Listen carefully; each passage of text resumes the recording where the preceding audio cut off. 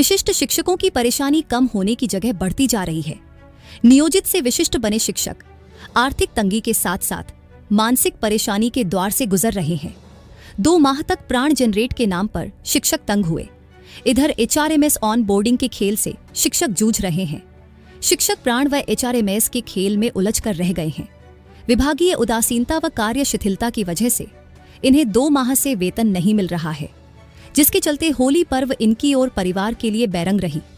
वहीं ईद पर भी वेतन मिलने के आसार नहीं है। शिक्षकों का कहना है कि 3 महीने से वेतन नहीं मिलने के कारण घर का बजट पूरी तरह से बिगड़ गया है। बच्चों की फीस तक भरना मुश्किल हो गया है। यदि विभाग का रवैया ऐसा ही रहा तो परिवार चलाना मुश्किल हो जाएगा। पहले विभाग के आला अधिकारी यह आरोप लगा रहे थे कि शिक्षकों द्वारा की गई त्रुटियों के चलते वेतन प्रक्रिया बाधित हो रही है। अब विभाग के कर्मी पोर्टल पर ऑन बोर्डिंग नहीं होने का हवाला दे रहे हैं।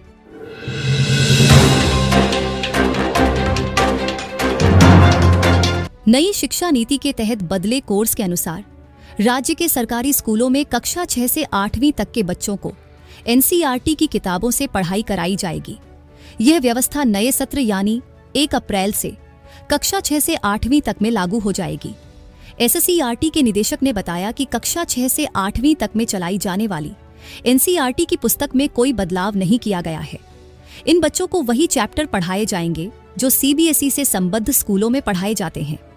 6 से 8वीं की सितंबर 2025 में होने वाली अर्धवार्षिक परीक्षा नए पाठ्यक्रम NCERT के आधार पर ही ली जाएगी। शिक्षकों को भी इससे संबंधित दिशा निर्देश जारी किए जा रहे और शिक्षकों को प्रशिक्षित भी किया जा रहा है।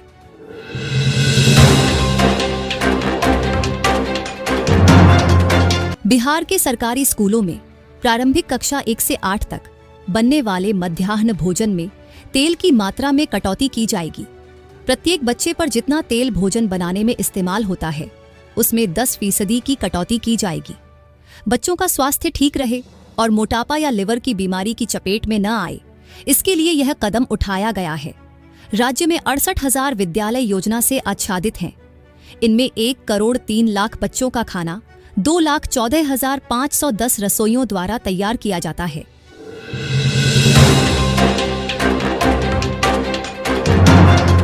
एक शिक्षक की मौत 2 साल पहले हो गई। एक शिक्षक अपनी बेटी की हत्या के जुर्म में 3 साल से जेल में बंद है। एक शिक्षिका ने साल भर पहले अपने पद से इस्तीफा दे दिया। ऐसे कई शिक्षक हैं जो अलग अलग कारणों से अब शिक्षा विभाग में अपनी सेवा नहीं दे रहे हैं या फिर इस दुनिया में ही नहीं है। हालांकि शिक्षा विभाग न सिर्फ इन सबसे बेखबर है, बल्कि इन्हें इस बात के लिए शो कॉज भी भेज दिया गया है कि ये बीते 21 मार्च को सेवा से अनुपस्थित क्यों थे। विभाग ने एक साथ 1,388 शिक्षकों को शोकॉज करते हुए पत्र भेजा है। इनमें कई ऐसे शिक्षक हैं जो अब शिक्षा विभाग में सेवा नहीं दे रहे हैं। दरअसल 21 मार्च को 1,388 शिक्षक ई-शिक्षा पोर्टल पर अनुपस्थित पाए गए। इसको लेकर विभागीय स्तर पर इन शिक्षकों से स्पष्टीकरण मांगा गया है।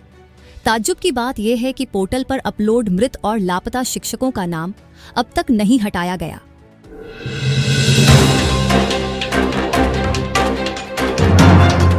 सुप्रीम कोर्ट ने ANIUS DLED डिप्लोमाधारी शिक्षकों को TRE 3 में शामिल नहीं करने पर बिहार सरकार के शिक्षा विभाग और BPSC को अवमानना का नोटिस जारी किया है।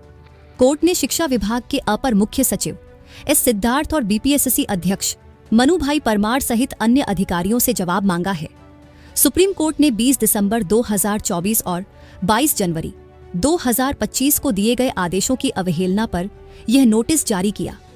कोर्ट ने इन आदेशों में NIUS DLED डिप्लोमाधारी शिक्षकों को काउंसलिंग में शामिल करने को कहा था।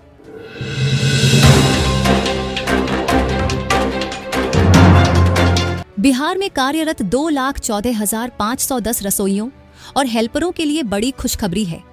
राज्य सरकार उनके मानदेय में 2,000 रुपए प्रति माह की वृद्धि करने जा रही है। साथ ही अब उन्हें गर्मी की छुट्टियों के दौरान भी वेतन मिलेगा। शिक्षा विभाग ने मानदेय वृद्धि और कार्य अवधि बढ़ाने के लिए केंद्र सरकार को प्रस्ताव भेजा है।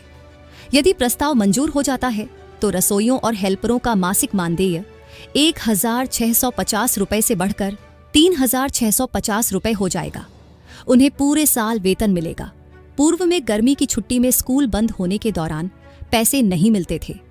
रसोइयों और हेल्पर को वर्ष में केवल 10 महीने ही मानदेय दिया जाता है।